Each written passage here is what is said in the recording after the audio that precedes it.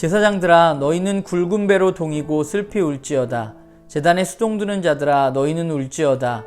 내 하나님께 수종드는 자들아 너희는 와서 굵은 배 옷을 입고 밤이 새도록 누울지어다. 이는 소제와 전제를 너희 하나님의 성전에 드리지 못함이로다. 너희는 금식일을 정하고 성회를 소집하여 장로들과 이 땅의 모든 주민들을 너희 하나님 여호와의 성전으로 모으고 여호와께 부르짖을지어다. 슬프다 그날이여, 여호와의 날이 가까이 왔나니 곧 멸망같이 전능자에게로부터 이르리로다. 먹을 것이 우리 눈앞에 끊어지지 아니하였느냐? 기쁨과 즐거움이 우리 하나님의 성전에서 끊어지지 아니하였느냐? 씨가 흙덩이 아래에서 썩어졌고 창고가 비었고 곡간이 무너졌으니 이는 곡식이 시들었음이로다. 가축이 울부짖고 소떼가 소란하니 이는 꼴이 없음이라.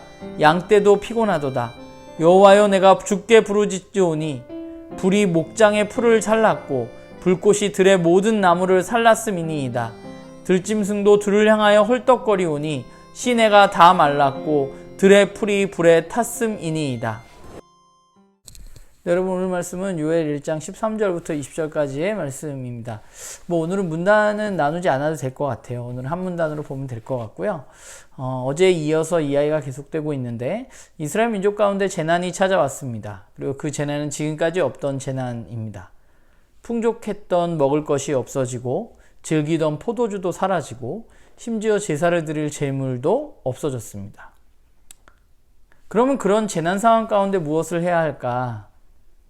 오늘 요엘은 우선 하나님 앞으로 나아가라고 말합니다. 그분께 부르짖고 그분 앞에서 울어야 한다고 말합니다. 아마 여기서 운다는 것은 다른 의미가 아니라 그분 앞에서 그간 자신들의 죄악을 살피고 회개하는 것을 의미하는 것이겠죠.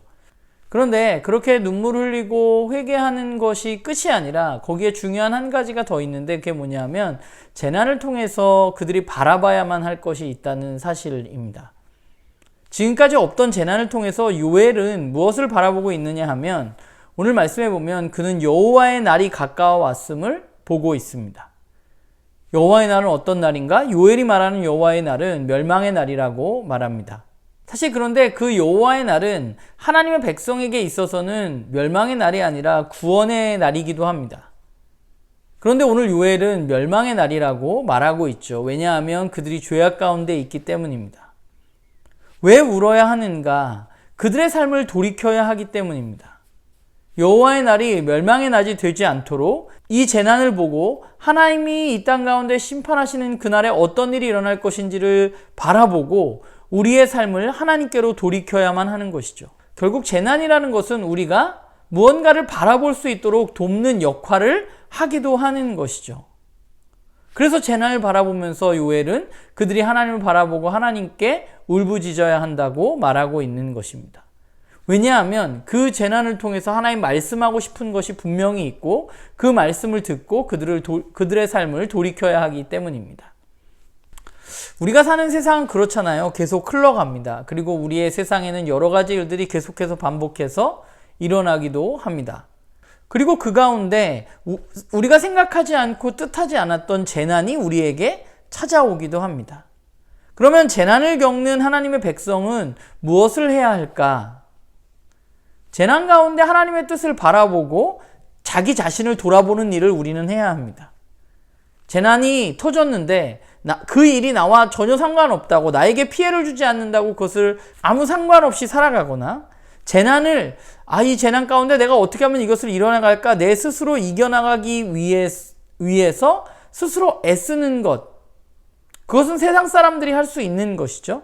하나님의 백성은 하나님이 주인이시기 때문에 우리는 그 가운데 하나님을 바라보고 하나님의 뜻을 알아가야만 하는 것입니다.